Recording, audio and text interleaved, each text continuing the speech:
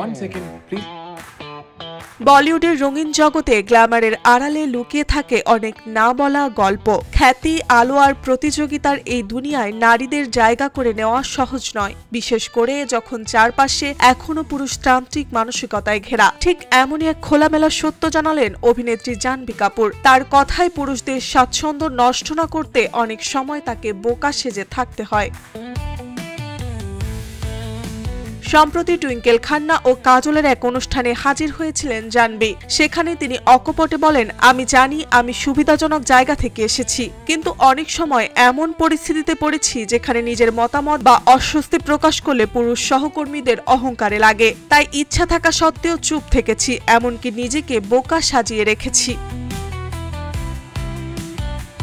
জাহ্নবী জানান, এমন কিছু দৃশ্য বা সংলাপ তার পছন্দ না হলে সরাসরি না বলতে পারেন না, বরং বলেন আমি ঠিক বুঝতে পারছি না। আসলে সেটা না যে বোঝে না, বরং না করতে চাওয়ারই এক নরম উপায়।